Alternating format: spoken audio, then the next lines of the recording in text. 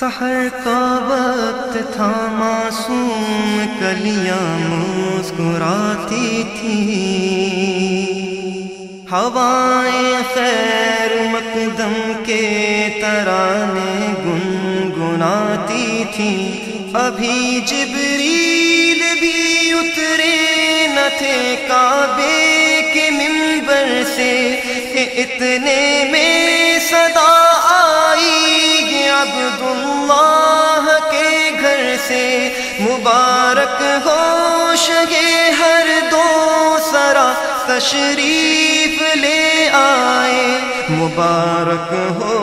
محمد مصطفیٰ تشریف لے آئے۔ مولایا صلی وسلم دائما ابدا علی حبیبک خیر الخلق کلہم۔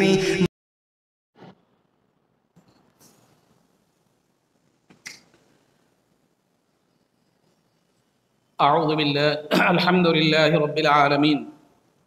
والصلاة والسلام على سید الانبیاء والمرسلین وعلى آلہ واصحابہ اجمعین ومن تبعہم بإحسان الى یوم الدین، اما بعد۔ قال اللہ تبارک وتعالی فی القرآن المجید والفرقان الحمید، اعوذ باللہ من الشیطان الرجیم، بسم اللہ الرحمن الرحیم۔ اقتربت الساعة وانشق القمر، صدق اللہ العظیم۔ قال اللہ تبارک وتعالی فی شان حبیبہ صلی اللہ علیہ وسلم، ان اللہ وملائکتہ یصلون علی النبی یا ایہا الذین آمنوا صلوا علیہ وسلموا تسلیما۔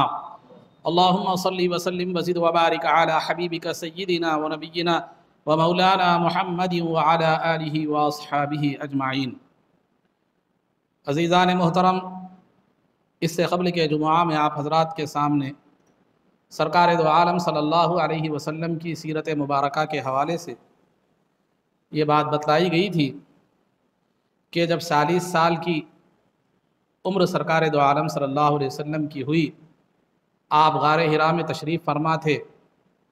تو جبریل امین آئے اور سرکار دو عالم صلی اللہ علیہ وسلم پر سورہ علق کی ابتدائی 5 آیتیں نازل ہوئیں۔ تو یہ سب سے پہلی وحی تھی سرکار دو عالم صلی اللہ علیہ وسلم پر، اور پھر 3 سال تک کے لیے وحی کا سلسلہ رک گیا، اور اس دوران سرکار دو عالم صلی اللہ علیہ وسلم پوشیدہ طور پر عبادتیں بھی فرمایا کرتے تھے، اور پوشیدہ طور پر جو ہے دار ارقم میں ارقم رضی اللہ تعالیٰ عنہ کے گھر میں تعلیم بھی ہوا جو ہے نا کرتی تھی۔ 3 سال کے بعد حکم آیا کہ علی اعلان توحید کو بیان فرمائیں۔ جب سرکار نے علی اعلان کلمے کا اعلان فرمایا، اللہ کی وحدانیت اور اپنی رسالت کا جو ہے نا اعلان فرمایا، تو پھر کفار مکہ آپ کے دشمن ہو گئے، اور طرح طرح سے انہوں نے سرکار کو فزیکلی، جسمانی یا مینٹلی ہر طرح سے جو ہے نا سرکار دو عالم صلی اللہ علیہ وسلم کو انہوں نے ٹارچر کیا، اور کبھی مفاہمت کی بات کرتے، کبھی جو ہے نا بیتوکے سوال و جواب کرتے، کبھی لالچ بھی دیا کرتے تھے کہ ہم جو ہے نا اگر آپ جو ہے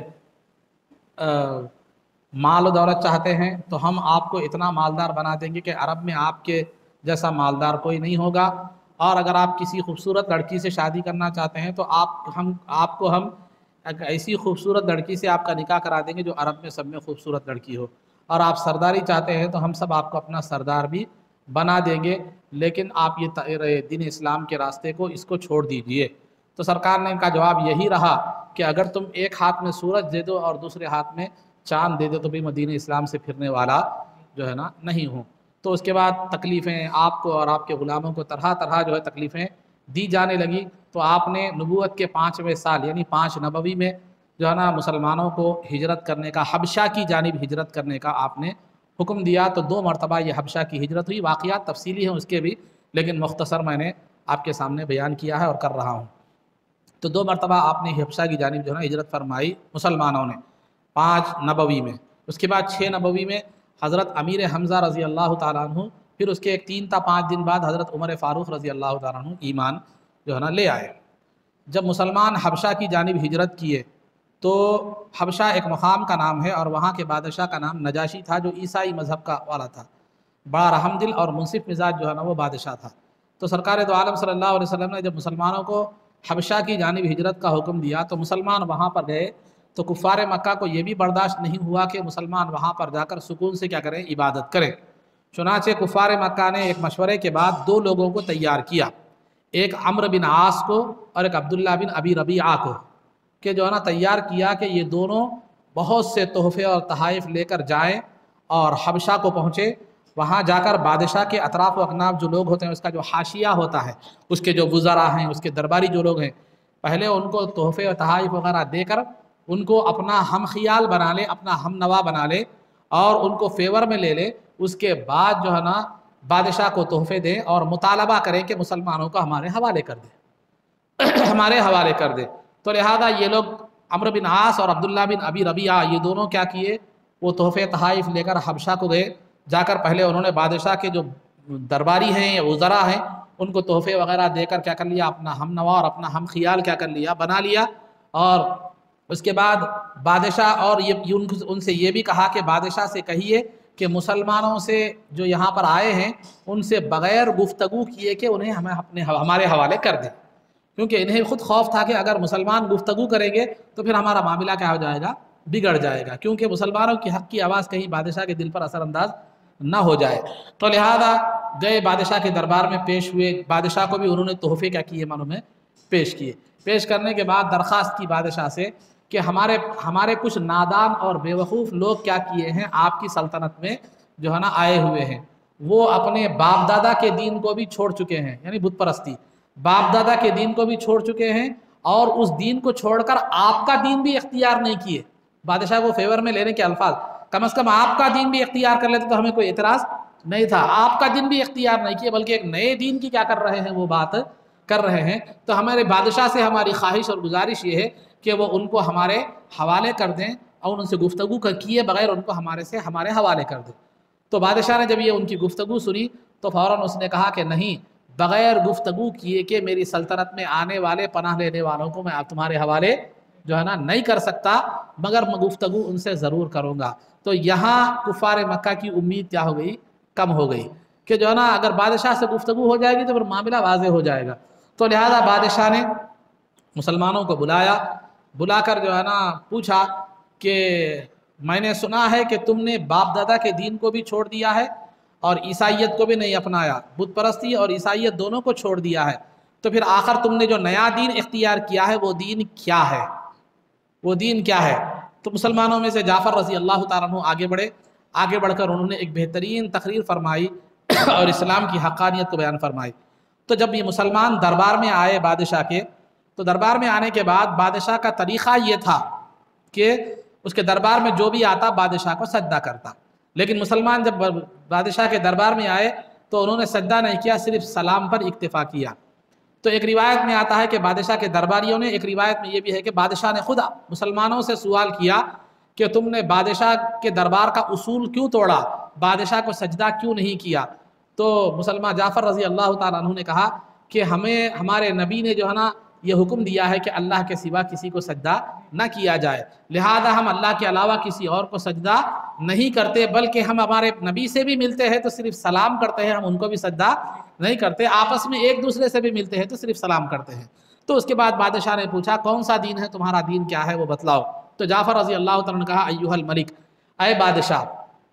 हम अनपढ़ थे, जाहिल थे, गंवार थे, बुत परस्त थे, बुत परस्ती किया करते थे, शराब, झगड़ा, फसाद, खून रेजी, बेहयाइयाँ हमारे में आम थी और रिश्तेदारी को तोड़ना, क़त्अ ताल्लुक़ी करना ये हम में आम था, और हम में का जो ताकतवर था वो गरीब को दबा देता था और उसकी हक़ तलफ़ी किया करता था, और जो है ना यतीमों का माल हम खा जाते थे, मिस्किनों पर जुल्म करना हमारी आदत थी। लिहाजा ऐसे वक्त में अल्लाह रब्बुल इज़्ज़त ने हम में एक नबी को भेजा और उन्होंने हमें इल्म के ज़ेवर से आरास्ता किया और 360 बुतों की परस्ती से खुदाए वहदहु ला शरीका लहू की तालीम जो है ना की इबादत और उसको एक खुदा मानने की उन्होंने हमें हमारी जो है ना तालीम दी, और हमारे रिश्तेदारों के साथ हुस्न सलूक करने का हुक्म दिया, शराब, जुआ, लड़ाई झगड़ा, फसाद और बेहयाई से बचने का हमें हुक्म दिया, اور ہمیں اچھے عمدہ اور اخلاق کریمہ کی جو ہے نا تعلیم دی، یتیموں کے حقوق بیان فرمائے اور ان کے ساتھ حسن سلوک کا حکم دیا، رشتہ داروں کے حقوق بیان فرمائے اور رشتہ داروں کے ساتھ حسن سلوک کرنے کا حکم دیا، اور کمزوروں پر ظلم کرنے سے ہمیں روکا، اچھے اخلاق کی ہمیں تعلیم دی، ہم نے اس کو بہتر سمجھا اور ہم نے ان کے دین کو مان لیا، تو یہ ہماری قوم ہماری دشمن بن گئی، تو ہمارے نبی کے حکم سے ہم یہاں پر آئے ہیں تاکہ آپ کی سلطنت میں ہم جو ہے نا آسودگی کے ساتھ، آزادی کے ساتھ جو ہے نا اپنی عبادت اور ریاضت کر سکے، اس امید کے ساتھ آپ کی سلطنت میں آئے ہیں۔ تو اس کے باوجود بھی یہ لوگ جو ہے نا ہمیں ستانے کے لیے یہاں پر آ چکے ہیں۔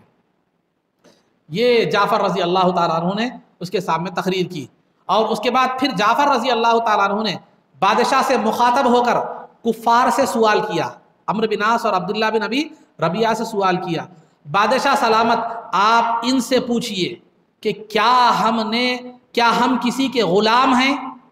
ہاں، اگر ہم کسی کے غلام ہیں، بھاگ کر آئے ہیں، تو پھر ہمیں یہ لے جا سکتے ہیں اور ہمیں لے جا کر ہمیں اپنے مالک کے حوالے کر سکتے ہیں۔ تو بادشاہ نے ان لوگوں سے، کفار مکہ سے پوچھا کیا یہ کسی کے غلام ہیں؟ تو انہوں نے کہا بل احرار کرام، نہیں یہ تو آزاد ہیں اور شریف لوگ ہیں۔ تو پھر جعفر رضی اللہ تعالیٰ، عرب کی میں نے اس سے پہلے بھی آپ کے سامنے بتایا تھا، عرب میں کفر شرک ہر چیز تھی، مگر وہ جھوٹ کو پسند نہیں کرتے تھے، وہ غلط بیانی اور جھوٹ بیانی کے عادی جو ہے نا وہ نہیں تھے۔ تو بہرحال عزیز، میں شروع میں درس میں آپ کے سامنے بتایا تھا، تو ابتدائی درسوں میں ایک پہلے یا دوسرے درس میں، تو الغرض عزیزان محترم، تو اس کے بعد ہوا کیا؟ تو انہوں نے، جعفر رضی اللہ تعالیٰ نے دوسرا سوال کیا، آپ اے بادشاہ ان سے پوچھئے کہ کیا ہم نے کسی کا قتل کیا ہے، خون بہایا ہے؟ اگر ہم نے خون بہایا ہے کسی کا تو وہ ہمیں شوق سے لے جا سکتے ہیں اور مقتول کے رشتہ داروں کے حوالے کر سکتے ہیں۔ تو بادشاہ نے جب ان سے پوچھا تو انہوں نے کہا لا قطرۃ من دم، انہوں نے ایک قطرہ خون بھی نہیں بہایا۔ پھر اس کے بعد جعفر رضی اللہ تعالیٰ عنہ پھر بادشاہ کے حوالے سے واسطے سے سوال کیا کہ اے بادشاہ ان سے پوچھئے کیا ہم کسی کا مال لوٹ کر آئے ہیں؟ اگر لوٹ کر آئے ہیں واقع تو پھر آپ ہمیں ان کے حوالے کر دیجئے اور پھر وہ جو ہے نا جو چاہے کر لے۔ تو لہذا بادشاہ نے کفار سے پوچھا کہ جو ہے نا کیا یہ تمہارا مال لوٹ کر آئے ہیں کسی کا؟ تو انہوں نے کہا لا قیراتا، ایک پیسہ بھی کسی کا لوٹ کر نہیں آئے۔ تو جب بادشاہ نے یہ تمام آپ کی تقریر اور سوال و جواب کی بات سن لیا تو بادشاہ نے کہا جاؤ، میں ان کو تمہارے حوالے کرنے والا نہیں ہوں۔ تو وہ کفار جو آئے تھے نمائندہ بن کر کفار مکہ کے، وہ نجاشی کے دربار سے جو ہے نا وہ نامراد ہو کر لوٹ گئے، لیکن انہوں نے کوشش نہیں چھوڑی۔ وہ جو کفار نے جو ہے نا کہا، عمرو بن عاص بڑا ہوشیار تھا، تو اس نے کہا کہ جو ہے نا کل میں بادشاہ کے دربار میں ایسا سوال کروں گا کہ بادشاہ مسلمانوں کے خلاف بھڑک جائے گا۔ تو عبداللہ بن ابی ربیعہ جو ساتھ میں آیا تھا اس نے کہا مت بھڑکا بادشاہ کو، یہ لوگ اگرچہ کہ مسلمان ہمارے دین سے پھر گئے لیکن ہماری ہی قوم کے لوگ ہیں، کہیں نقصان نہ ہو جائے ان کو۔ تو عمرو بن عاص نے کہا نہیں، میں بادشاہ کو بھڑکاؤں گا۔ تو لہذا دوسرے دن پھر بادشاہ کے دربار میں اس نے پیش ہو کر عمرو بن عاص نے کہا کہ اے بادشاہ، یہ جو لوگ مسلمان آئے ہیں یہ آپ کے دین کے بالکل مخالف ہے، ان کا دین آپ کے دین کا بالکل مخالف ہے، تو یہ دین بالکل مخالف ہے۔ جب پہلی مرتبہ دربار میں جعفر رضی اللہ تعالیٰ عنہ نے جو ہے نا تقریر کی تھی تو بادشاہ نے کہا تھا تو یہ تو وہی تعلیمات ہے جو عیسیٰ علیہ السلام نے پیش کی تھی۔ تو پھر جب دوسری مرتبہ جو ہے نا اس نے آ کر کہا کہ یہ آپ کے دین کے خلاف ہے مسلمان، تو بادشاہ نے پھر دوبارہ مسلمانوں کو دربار میں طلب کر کے پوچھا کہ تمہارا عیسیٰ علیہ السلام کے بارے میں تمہارا کیا خیال ہے؟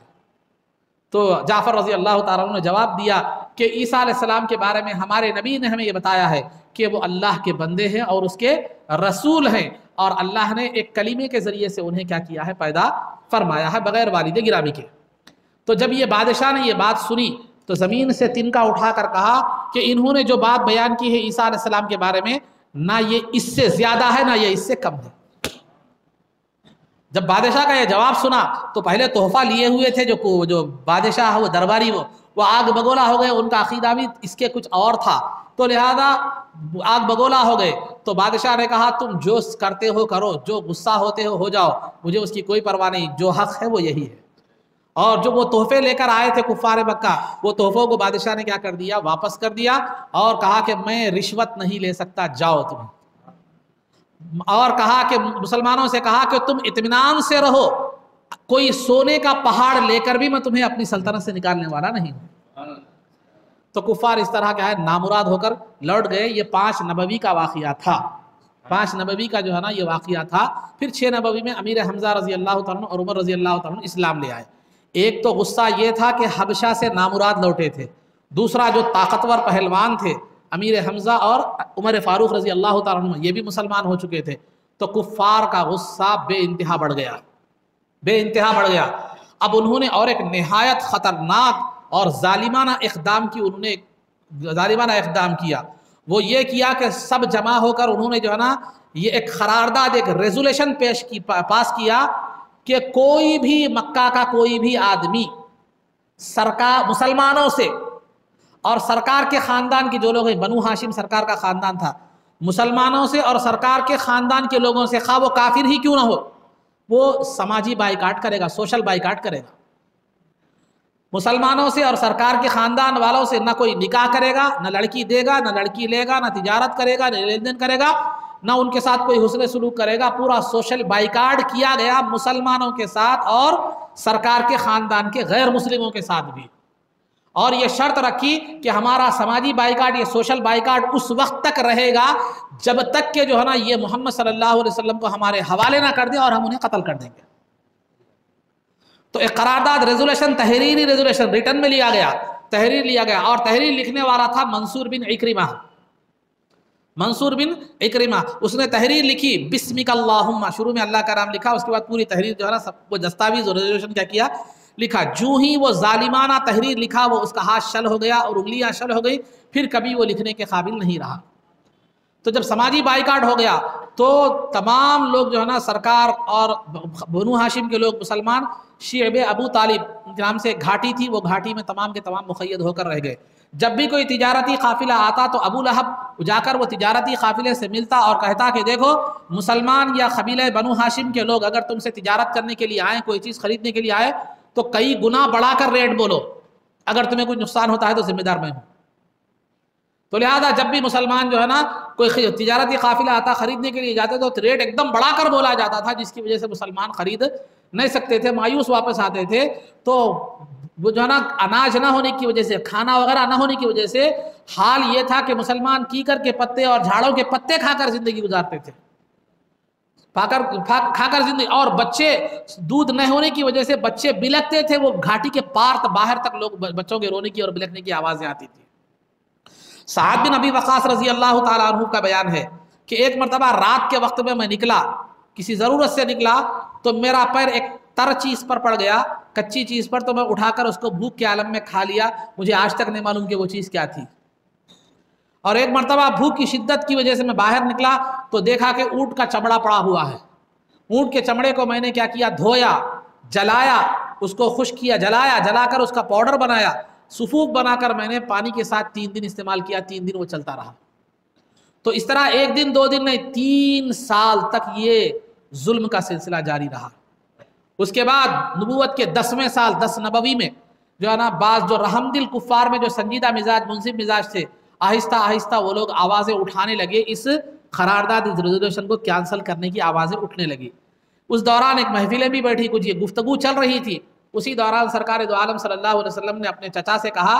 کہ دیکھو ان لوگوں نے جو تحریر لکھی ہے اس کو تمام کے تمام کیڑے کھا چکے ہیں سوائے اللہ کے نام کے۔ تو ابو طالب نے جو ہے نا اس کے بعد ابو طالب جب سرکار سے یہ بات سنے تو آپ کو یقین تھا، تو آپ نے جا کر کفار مکہ کے سامنے ایک پیشکش کی، دیکھو جو ہے نا میرا بھتیجا کہتا ہے کہ تم نے جو ریزولوشن پاس کیا ہے، جو تحریر لکھی ہے، اس کو پورے کیڑے کھا چکے ہیں سوائے اللہ کے نام سے، اور میرا بھتیجے نے کبھی جھوٹ نہیں کہا، وہ سچا اور امانت دار ہے۔ تو لہذا اگر تم جو ہے نا اگر وہ جیسا کہتا ہے اگر ویسے ہی اگر ہو جائے تو پھر تم کیا کرو، یہ ریزولوشن کو ختم کر دو، نہیں اگر غلط نکلا تو میں اپنے بھتیجے کو حوالے کرتا ہوں، چاہے تو اسے زندہ رکھو یا چاہے قتل کر ڈالو۔ جب ان لوگوں نے جا کر کعبے میں لٹکایا تھا وہ جو تحریر ہے، جا کر دیکھا تو سوائے اللہ کے نام کے سب تحریر کو جو ہے نا کیڑے کھا چکے تھے، سوائے ایک نام باقی تھا، بسمک اللہم، اے اللہ تیرے نام سے آغاز۔ تو اس کے بعد وہ ختم ہوا، اور سرکار کے خاندان والے اور مسلمان شعب ابی طالب سے 3 سال کے بعد جو ہے نا باہر آئے، اور نبوت کے 10ویں سال 10 نبوی میں، اور جو ہے نا سرکار دو عالم صلی اللہ ابو طالب آئے، کعبۃ اللہ کے غلاف کو پکڑ کر آپ نے ایک رقت انگیز دعا کی کہ اے اللہ ان لوگوں نے ہم پر ظلم کیا، ہماری عزتوں کو پامال کیا، ہمارے رشتہ داروں کو توڑا، رشتہ داریوں کو توڑا، اے اللہ ان سے ان کا انتقام لے۔ اس کے بعد اسی سال یعنی نبوت کے 10ویں سال جو ہے نا سرکار کے چچا ابو طالب جو ہے نا کا انتقال ہوا. ان کے 3 یا 5 دن کے بعد جو ہے بی بی خدیجہ رضی اللہ تعالیٰ عنہ کا انتقال ہو گیا. جو سرکار کے چچا باہر کافروں کے درمیان اور سرکار کے درمیان ایک ڈھال تھے، اور بی بی رفیق حیات جو ہے یہ گھر میں تسلی کا سامان تھی. تو سرکار کو ان دونوں سے گھر میں اور باہر یہ دونوں ایک بہت بڑے سپورٹر تھے سرکار کے. تو لہذا سرکار کو جو ہے نا ان کے انتقال سے بہت زیادہ جو ہے نا غم ہوا، اور اسی وجہ سے اس سال کو عام الحزن والملال کہا جاتا ہے، رنج و غم کا سال 10 نبوی میں. تو سرکار اس کے بعد بی بی خدیجہ کو چونکہ نماز جنازہ کا حکم اس وقت تک نہیں آیا تھا، تو آپ کو جو ہے نا بغیر نماز جنازہ کے ہی دفن کر دیا گیا. جب تک آپ باحیات تھی سرکار نے کسی سے نکاح نہیں فرمایا، بی بی خدیجہ جب تک باحیات تھی. اس کے بعد نبوت کے 10ویں سال جب یہ واقعہ پیش آیا، یہ کافروں کی ظلم اور ان کی زیادتی اور ان کی جو ہے نا یہ جو قرارداد جو بھی ہوئی تھی مسلمانوں کے ساتھ جو سلوک ہوا، جب سرکار اس سے دل برداشتہ ہو کر اس امید پر کہ طائف کے لوگ کیا کریں گے، ایمان لے آئیں گے، طائف پر دعوت و تبلیغ کے لیے سرکار طائف کی جانب چل پڑے. یہ مکہ مکرمہ سے تقریباً 61 کلومیٹر کے فاصلے پر جو ہے نا یہ طائف کا علاقہ مل پڑتا ہے. تو وہاں پر گئے آپ اس امید سے کہ جو ہے نا کہ وہاں کے لوگ کیا کریں گے، دین اسلام کو قبول کریں گے. لیکن وہاں 3 سردار تھے، ایک کا نام حبیب تھا، ایک کا نام مسعود تھا، اور ایک کا نام عبد یالیل تھا. تو یہ تینوں سردار تھے. سرکار نے جب ان کے سامنے اسلام کو قبول کی پیش کیا، کیونکہ اگر سردار قبول کر لیں گے تو سب آسانی سے قبول کر لیں گے. تو ان میں سے دونوں نے تو کہا کہ اللہ کو تمہارے علاوہ رسول بنانے کے لیے کوئی بھی نہیں ملا، اس طرح گستاخانہ الفاظ انہوں نے کہے. اور تیسرے نے کہا کہ جو ہے نا اگر تم واقعی نبی ہو تو پھر تمہارا رد کرنا میرے لیے نقصان کا سبب ہے، لیکن اگر تم نبی نہیں ہو تو تمہاری بات سننا میں کوئی معنی نہیں رکھتا، کوئی اس بات سننے میں مجھے کوئی دلچسپی نہیں ہے. لہذا اس نے بات نہیں سنی. الٹا ان بدبختوں نے شریر لڑکوں کو کیا کر دیا، آپ کے پیچھے لگا دیا. اور وہ لڑکے آوارہ لڑکے جو ہے نا سرکار پر پتھر مارتے تھے. آپ کے ساتھ زید بن حارثہ جو آپ کے غلام تھے وہ بھی تھے. سرکار پر جو بھی پتھر آتا وہ اپنے اوپر لینے کے لیے کوشش کرتے. تو اس کی سلسلے میں ان کا سر بھی زخمی ہو گیا تھا، ان کا جسم بھی زخمی ہو گیا تھا. خود سرکار کا جسم مبارک اتنا زخمی ہو گیا تھا کہ خون جو ہے نا جسم سے بہنے لگا تھا. اور سرکار جب زخموں سے جو ہے نا کمزور ہو کر بیٹھ جاتے تو ظالم دونوں ہاتھ پکڑ کر سرکار کو اٹھاتے پھر پتھر مارے جاتے. تو مکے والوں نے جو کیا اس سے زیادہ تکلیف دہ عمل جو رہا وہ طائف والوں کا جو ہے نا رہا. اس کے بعد سرکار دو عالم صلی اللہ علیہ وسلم تقریباً 1 ماہ تک آپ نے طائف میں جو ہے نا اسلام کی تبلیغ کا کام انجام دیا. اس کے بعد واپس ہونے لگے تو ایک باغ تھا، عتبہ اور شیبہ نامی جو 2 کافروں کا وہ باغ تھا. وہاں پر جو ہے نا کچھ دیر آرام راحت کے لیے آپ لیٹ گئے، اور وہاں آپ نے جو دعا فرمائی بڑی رقت انگیز دعا تھی. اگر عربی حضرات عربی جانیں گے تو بہت زیادہ اردو میں خیر وہ بات تو ہے، لیکن عربی کی جو بات ہے وہ نہیں. اللہم انی اشکو ضعف قوتی وقلت حیلتی، اس طرح کے الفاظ اس کے آغاز ہے کہ اس کا ترجمہ میں آپ کے سامنے بتا رہا ہوں. اے اللہ، میں تیری بارگاہ میں اپنی کمزوری اور اپنی تدبیر کی کمزوری کی شکایت کرتا ہوں. اے ارحم الراحمین، تو ضعیفوں اور بے سہاروں کا مددگار ہے. تو مجھے کس کے حوالے کرے گا؟ کیا یہ خطرناک دشمن، جانی دشمن کے حوالے کرے گا، یہ کسی دوست کے حوالے کرے گا؟ اے اللہ، اگر تو مجھ سے راضی ہے تو پھر یہ تکلیفیں میرے لیے کوئی معنی نہیں رکھتی، لیکن تیری راحت میرے لیے سکون کا باعث ہے. اے اللہ جو ہے نا میں تیری بارگاہ میں پناہ مانگتا ہوں تیرے نور کے وسیلے سے، جس کی روشنی سے زمین و آسمان منور ہیں،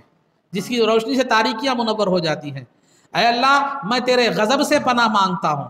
اے اللہ، جب تک تو طاقت نہ دے، قوت نہ دے، نہ بندے میں نیکی کی طاقت ہو، نہ نیکی کر سکتا ہے بندہ، نہ برائی سے بچ سکتا ہے. تو یہ آپ کی دعا تھی. تو اس کے بعد جب واپس آپ آ گئے، وہاں سے نکل گئے، تو مقام قرن الثعالب نامی ایک مقام ہے، وہاں پر آپ نے دیکھا کہ ابر آپ کا جو ہے نا سایہ کیا ہوا ہے، اور اس میں سے جبریل امین نے آواز دی کہ اے محمد صلی اللہ علیہ وسلم، طائف والوں نے آپ کے ساتھ جو سلوک کیا ہے اللہ وہ سلوک دیکھ چکا ہے اور سن چکا ہے. اللہ نے پہاڑوں کے فرشتے کو حکم دیا ہے آپ کی بارگاہ میں حاضری کا، لہذا وہ آپ کی بارگاہ میں حاضر ہوگا، آپ اسے جو چاہے حکم فرمائیں. تو اتنے میں ہی پہاڑوں کا فرشتہ جس کو ملک الجبال کہا جاتا ہے، ملک الجبال، ملک نے ملک الجبال کہا جاتا ہے، وہ جو ہے نا وہ آیا، آ کر جو ہے نا آپ کی بارگاہ میں عرض کیا کہ یا رسول اللہ، اگر آپ ایک حکم دے دیں تو یہ پہاڑوں کو، دونوں پہاڑوں کو، مکے اور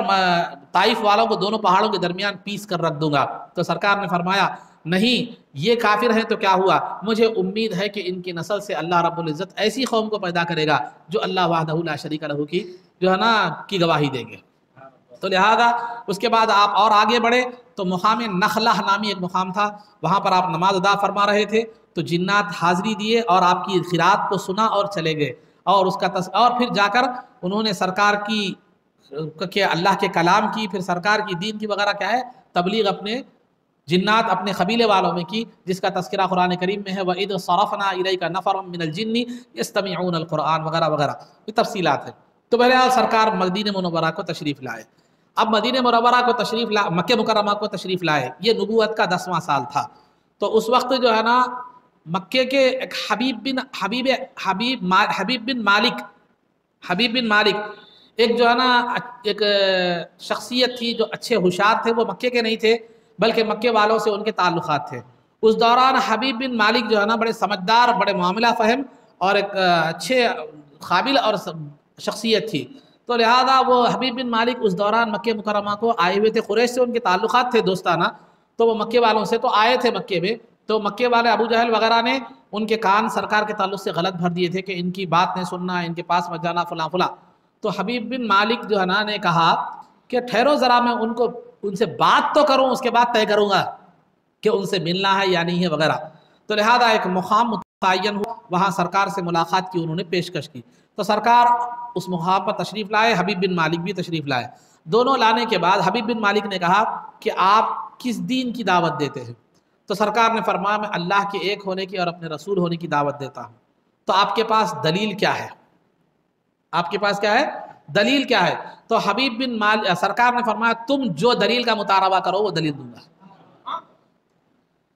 تم جو دلیل کا مطالبہ کرو گے جو ہے نا وہ دلیل دوں گا۔ اس سے سرکار کے اختیارات بھی معلوم ہوتے ہیں۔ تو لہذا الغرض عزیزان محترم، تو جو دلیل، تو انہوں نے کہا، حبیب بن مالک نے کہا ایک جو دلیل ہے اس کا مطالبہ تو میں زبان سے کروں گا، لیکن جو دوسری دلیل کا جو میرا مطالبہ ہے وہ میرے دل میں ہے، آپ کو خود جان کر اس کو پورا کرنا پڑے گا، دینا پڑے گا۔ وہ دلیل میں بیان نہیں کروں گا، میرے دل میں ہے، وہ آپ کو جان کر کیا کرنا پڑے گا، وہ دلیل دینی پڑے گی۔ سرکار نے فرمایا ٹھیک ہے، ایک دلیل میرا جو مطالبہ ہے وہ یہ ہے کہ چاند کو آپ 2 ٹکڑے کر دیجئے، چاند کو 2 ٹکڑے کر دیجئے۔ تو لہذا سرکار جب شام کا وقت ہوا تو جو ہے نا چاند پوری 14ویں کا چاند اپنے آب و تاب پر تھا، تو سرکار نے چاند کو حکم دیا تو چاند 2 ٹکڑے ہو گیا۔ جبل ابو خبیس پر ایک ٹکڑا نظر آ رہا تھا، جبل قیقعان پر ایک ٹکڑا نظر آ رہا تھا، علیحدہ علیحدہ نظر آ رہے تھے، اور اتنی دیر یہ 2 ٹکڑے علیحدہ رہے جتنا عصر سے مغرب کے درمیان کا وقت ہوتا ہے۔ عصر سے مغرب کے درمیان کا جتنا وقت ہوتا ہے اتنی دیر یہ 2 ٹکڑے کی حالت میں یہ کیا ہے چاند رہا۔ اس کے بعد جو ہے نا کفار نے جب یہ دیکھا تو انہوں نے کہا کہ محمد صلی اللہ علیہ وسلم نے ہم پر جادو کر دیا ہے، لہذا ٹھہرو، اطراف و اکناف سے جب قافلے آئیں گے مسافر، ہم ان سے پوچھیں گے کہ کیا انہوں نے بھی ایسا چاند کو 2 ٹکڑے کی حالت میں مشاہدہ کیا ہے کیا؟ تو جب قافلے آئے تو ان سے پوچھا گیا تو انہوں نے بھی تصدیق کی کہ ہاں ہم نے چاند کو 2 ٹکڑوں کی شکل میں دیکھا ہے۔ تو جو لوگ سعادت مند تھے وہ مان لیے، لیکن ابو جہل اور ابو لہب جیسے بدبخت جن کا کافر مرنا جن کے مقدر میں لکھا ہوا تھا، انہوں نے کہا کہ یہ تو جادو ہے، محمد نے ہم پر جادو کر دیا ہے۔ تو قرآن کریم کی آیتیں نازل ہوئی، اقتربت الساعۃ وانشق القمر، کہ جو ہے نا قیامت قریب ہے اور چاند 2 ٹکڑے ہو گیا۔ وَإِن يَرَوْا آیَةً يُعْرِضُوا وَيَقُولُوا سِحْرٌ مُسْتَمِرٌ، کہ جب کبھی بھی وہ کوئی معجزے اور نشانی کو دیکھتے ہیں تو وہ کیا کرتے ہیں، وہ صاف کہہ اٹھتے ہیں کہ یہ تو ایک کھلم کھلا ہمیشہ رہنے والا جادو ہے۔ بہرحال اس کے بعد ایک تو واقعہ مطالبہ حبیب بن مالک نے کیا تھا زبان سے، اب دوسرا جو مطالبہ تھا دل میں جو بات ہے وہ جاننا ہے، اس کو پورا کرنا ہے۔ تو لہذا سرکار نے فرمایا تمہارا زبانی مطالبہ تو پورا ہو گیا، اب تمہارا قلب میں جو بات ہے وہ یہ ہے کہ تمہاری ایک لڑکی ہے، وہ اندھی ہے، لنگڑی ہے، بہری ہے، تم چاہتے ہو کہ وہ ٹھیک ہو جائے، جاؤ تمہاری لڑکی ٹھیک ہو گئی، جاؤ تمہاری لڑکی ٹھیک ہو گئی۔ یہ سننا تھا بے ساختہ جو ہے نا حبیب بن مالک کے زبان سے یہ نکل پڑا، یا اہل مکہ لا کفر بعد الایمان اشہد اللہ الہ الا اللہ وان محمد عبدہ ورسولہ، کہ اے اہل مکہ اب ایمان آنے کے بعد کفر کی کوئی شکل باقی نہیں ہے، میں گواہی دیتا ہوں کہ محمد صلی اللہ علیہ وسلم اللہ کے بندے اور اس کے رسول ہیں۔ اس کے بعد جب وہ گئے حبیب بن مالک اپنے گھر کو گئے، دروازہ کھٹکھٹایا تو ایک خوبصورت لڑکی کلمہ شہادت پڑھتے ہوئے دروازہ کھولی، کلمہ شہادت پڑھتے ہوئے دروازہ کھولی تو لہٰذا پریشان ہو گئے کہ میری لڑکی جو ہے نا لنگڑی تھی، اندھی تھی، بہری تھی۔ اس کے بعد پوچھا بیٹی ماجرا کیا ہے؟ تو بیٹی نے کہا کہ کچھ دیر پہلے خواب میں میرے ایک نورانی بزرگ آئے، آ کر انہوں نے کہا کہ بیٹی دیکھو تمہارے والد ایمان لا چکے ہیں، تمہارے والد ایمان لا چکے ہیں، اگر تم بھی ایمان لاؤ گی تو شفا یاب ہو جاؤ گی۔ تو لہٰذا میں نے کلمہ پڑھ کر مسلمان ہو گئی تو اللہ رب العزت نے مجھے صحت عطا فرما دی۔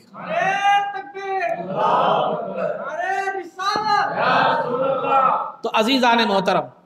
اس کے بعد اسی 10 نبوی کے واقعات میں سے ایک ایمان افروز واقعہ میں آپ کے سامنے عرض کرتا چلو۔ طفیل بن عمرو الدوسی، طفیل بن عمرو الدوسی رضی اللہ تعالیٰ عنہ، یہ ایک اپنے قبیلے کے بڑے سردار تھے، بڑے شاعر تھے، عربی داں تھے اور اچھی فہم رکھنے والے تھے، سمجھ رکھنے والے تھے، تجربہ کار شخصیت تھے۔ وہ مکہ مکرمہ کو آئے تو مکہ مکرمہ کو آنے کے بعد کفار نے ان کا ذہن خراب کر دیا، کہا کہ یہاں نعوذ باللہ محمد نامی ایک شخص جو ہے نا آیا ہے اور وہ کبھی اس کی بات مت سننا، وہ جو بھی اس سنتا ہے میوا بیوی میں تفریقہ پڑ جاتا ہے، بھائی بھائی سے جدا ہو جاتا ہے، دوست کو جو ہے جدا ہو جاتا ہے، کبھی اس کی بات نہیں سننا۔ انہوں نے طفیل بن عمرو الدوسی کو اتنا ڈرایا کہ طفیل بن عمرو الدوسی کہتے ہیں کہ میں نے 2 روئیاں اپنے کان میں رکھ کر بازار میں نکلنے لگا تاکہ محمد صلی اللہ علیہ وسلم کا کلام میرے کان میں جو ہے نا نہ پڑے۔ اس غرض سے 2 روئیوں کے ہمیشہ کان میں رکھ کر جو ہے نا میں باہر نکلتا تھا، تو ان 2 روئیوں کو دیکھ کر لوگوں نے مجھے ذوالقطنین کا نام دے دیا۔ ذوالقطنین مانے 2 روئیوں والے، 2 پھائے والے، کثرت سے رکھنے کی وجہ سے۔ تو لیکن اللہ کو کچھ اور ہی منظور تھا۔ ایک ابو طفیل بن عمرو الدوسی کہتے ہیں ایک مرتبہ میں حرم میں گیا تو دیکھا کہ محمد صلی اللہ علیہ وسلم نماز پڑھ رہے ہیں، دل میں خیال آیا، ارادہ تو یہ تھا کہ کلام نہیں سنیں گے لیکن توفیق کی بات تھی، تو لہذا جب دل میں خیال آیا کہ دیکھیں ان کا کلام سنیں، میں سمجھدار ہوں، بڑا ہوں، جوان ہوں اور جو ہے نا میں کلام کو سمجھنے کی صلاحیت بھی رکھتا ہوں، دیکھیں گے اگر ان کا کلام اچھا ہو تو قبول کریں گے ورنہ کیا کریں گے، چھوڑ دیں گے۔ تو لہذا جب انہوں نے جو ہے نا سرکار کے کلام کو سنا تو کلام اتنا اثر انداز ہوا کہ کہا کہ خدا کی قسم، وہ کہتے ہیں کہ خدا کی قسم اس سے بہتر کلام میں نے کبھی نہ سنا اور نہ اس سے بہتر دین میں نے کبھی دیکھا۔ سرکار جب نماز پڑھ کر جانے لگے تو جو ہے نا سرکار کے پیچھے گئے، جب سرکار حجرے مبارک کے پاس پہنچے تو جو ہے نا سرکار انہوں نے کہا کہ یا رسول اللہ صلی اللہ علیہ وسلم، میں جو ہے نا آیا تھا، مجھے جو ہے نا لوگوں نے ایسا کہا تھا، تو لہذا آپ وہاں پر جو ہے نا سرکار پر ایمان لے آئے اور ایمان لا کر عرض کیا کہ یا رسول اللہ، میں اپنے قبیلے میں جا کر دین اسلام کی دعوت دینا چاہتا ہوں، لیکن مجھے کوئی ایک علامت اور نشانی دیجئے جو اسلام کی حقانیت پر بطور دلیل کے میں کیا کر سکوں، پیش کروں۔ سرکار نے دعا فرمائی اللہم اجعل لہ آیہ، اے اللہ ان کو نشانی عطا فرما۔ تو جو ہی سرکار کی دعا کرنا تھا ان کے چہرے میں پیشانی پر نور چمکنے لگا، طفیل بن عمرو الدوسی کے پیشانی پر نور چمکنے لگا، تو وہ اس نورانی دلیل کو لے کر سرکار کی جانب سے اپنے قبیلے دوس کی طرف چل پڑے۔ قبیلے دوس کی راستے میں خیال آیا، کیونکہ قبیلہ بت پرست اور مشرک تھا، آپ اسلام لا چکے تھے، راستے میں خیال آیا کہ کہیں قبیلے کے لوگ میرے جو ہے نا یہ پیشانی کے نور کو دیکھ کر ناسمجھی میں یہ نہ کہہ بیٹھے کہ جو ہے نا طفیل بے دین ہو گیا اس لیے اس کا چہرہ مسخ ہو گیا، بدل گیا، کہیں اس کو غلط نہ سمجھ بیٹھے، غلط انداز میں جو ہے نا اس نور کو نہ لے لیں۔ تو اللہ سے دعا کی کہ اے اللہ میرے اس نور کو کسی دوسرے مقام پر منتقل فرما، تو لہذا وہ نور آپ کے کوڑے میں منتقل ہو گیا، آپ کا کوڑا چمکنے لگا، اور رات کی تاریکی میں جب آپ چمچتے تو اطراف و اکناف کا ماحول وہ کوڑے کی روشنی سے منور ہو جاتا۔ جب آپ رات میں نکلتے تو قبیلے کے لوگ کوڑے کی روشنی کو دیکھ کر ایک عجیب و غریب چیز ہوتی تھی، آ کر جب کوڑے کی پکڑتے تو روشنی ان کی انگلیوں میں سے چھن کر باہر نکلتی تھی۔ تو آپ نے پہلی مرتبہ جب سرکار کے پاس سے گئے تو اتنا جو ہے نا آپ کی تبلیغ میں سے لوگ اتنا متاثر جو ہے نا نہیں ہوئے، تو سرکار سے آ کر شکایت کی کہ یا رسول اللہ میری قوم کے لوگ جو ہے نا وہ نہیں ہو رہے ہیں، متاثر نہیں ہو رہے ہیں دین اسلام سے۔ تو سرکار نے جو ہے نا ان کے لیے دعا فرمائی اللہم اہدی دوسن واتی بہم،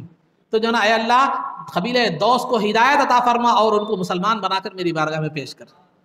تو لہذا سرکار جب ہجرت کر کے مدینہ منورہ کو تشریف لے گئے تو تقریباً جو ہے نا 7 ہجری میں جو ہے نا یہ 70-80 لوگ مسلمان ہو کر قبیلہ دوس کے آ گئے۔ قبیلہ دوس کے آگے. تو لہذا اسی وقت جو ہے نا، جیسے میں نے حبشہ کا واقعہ سنایا تھا آپ کو کہ حبشہ میں مسلمان مقیم تھے، تو جب سرکار مدینہ منورہ کو ہجرت کر کے گئے تو حبشہ کے کچھ لوگ جو ہے نا اسی وقت مدینے کو آ گئے، کچھ مسلمان، لیکن باقی لوگ حبشہ میں جعفر رضی اللہ تعالیٰ عنہ اور باقی مسلمان وہیں پر رہ گئے تھے. جب 7 ہجری میں خیبر فتح ہوا تو جو ہے نا اس وقت جعفر رضی اللہ تعالیٰ عنہ مدینہ منورہ کو آنے کا ارادہ کیے. جعفر رضی اللہ تعالیٰ عنہ حبشہ سے مدینہ منورہ کو آنے کا جو ہے نا ارادہ کیے. تو جب آپ جانے لگے تو نجاشی جو تھا اس نے جو ہے نا مسلمانوں کے لیے سفر خرچ بھی دیا اور توشہ وغیرہ بھی تیار کیا اور اپنے غلام کو بھی ساتھ کر دیا، اور کہا جعفر رضی اللہ تعالیٰ عنہ سے کہ دیکھو جب سرکار کی بارگاہ میں پہنچنا تو میں نے تمہارے ساتھ جو بھی کیا ہے وہ سرکار کو بیان کر دینا، اور یہ گواہ رہنا کہ میں گواہی دیتا ہوں کہ اللہ کے سوا کوئی معبود نہیں ہے اور محمد صلی اللہ علیہ وسلم اس کے بندے اور اس کے رسول ہیں. چنانچہ خیبر کے زمانے میں 7 ہجری میں جعفر رضی اللہ تعالیٰ عنہ حبشہ سے واپس آئے تو آنے کے بعد سرکار بہت خوش ہوئے اور فرمایا کہ میں نہیں جانتا کہ مجھے خیبر کی فتح سے زیادہ خوشی ہوئی یا جعفر کے آنے سے. اس کے بعد جب آئے تو وہ جو غلام آیا تھا، نجاشی کا جو غلام آیا تھا کہ جو ہے نا وہ اس نے کہا کہ آپ سے میرے بادشاہ نے کچھ کہا تھا، کچھ ذمہ داری آپ کو دی تھی. تو جو ہے نا جعفر رضی اللہ تعالیٰ عنہ سرکار سے جو ہے نا عرض کیا کہ یا رسول اللہ صلی اللہ علیہ وسلم، بادشاہ نے ہمارے ساتھ بہت حسن سلوک کیا، پر کا توشہ خرچ وغیرہ بھی ہمیں دیا، اور وہ گواہی اللہ کی وحدانیت اور آپ کی رسالت کی گواہی بھی دی ہے اس نے، اور آپ سے درخواست کی ہے کہ آپ اس کے لیے دعائے مغفرت فرمائیں. سرکار نے جب یہ بات سنی تو آپ نے وضو فرمایا اور اللہ کی بارگاہ میں دعا کی، اللہم اغفر للنجاشی، اے اللہ نجاشی کی مغفرت فرما، نجاشی کی جو ہے نا مغفرت فرما. تو لہذا یہ 10 نبوی نبوت کے 10ویں سال تک کے واقعات جو ہے نا آپ حضرات کے سامنے جو بیان کیے گئے کہ 5 نبوی میں حبشہ کی ہجرت اور 6 نبوی میں امیر حمزہ اور عمر رضی اللہ تعالیٰ عنہ کا اسلام، اور پھر 7 نبوی سے 10 نبوی تک سماجی بائیکاٹ، سوشل بائیکاٹ جو کفار کا مسلمانوں اور قبیلے بنو ہاشم کے کفار وغیرہ کے ساتھ تھا وہ،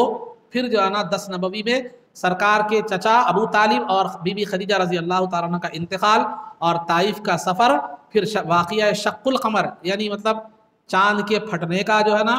2 ٹکڑے ہونے کا واقعہ، پھر جو ہے نا حبیب بن مالک کے ایمان کا واقعہ اور طفیل بن عمرو الدوسی کے ایمان کا جو ہے نا رضی اللہ تعالیٰ عنہ کے جو ایمان کا واقعہ. تو 10 نبوی تک کے جو ہے نا واقعات آپ حضرات کے سامنے عرض کیے گئے. انشاءاللہ پھر دیگر تفصیلات اور آگے کی باتیں آگے جو ہے نا بیان کی جائے گی. آخر میں اللہ رب العزت سے دعا ہے کہ پروردگارہ اگر اس بیان میں اور کچھ کوتاہی اور نامناسب الفاظ اگر نکل گئے ہیں مولا تو اپنے فضل و کرم سے سرکار کے طفیل میں معاف فرما. اے اللہ ہمارے کہنے اور سننے کو قبول فرما. اے اللہ سرکار دو عالم صلی اللہ علیہ وسلم کی سیرت پر عمل پیرا ہونے کی توفیق عطا فرما.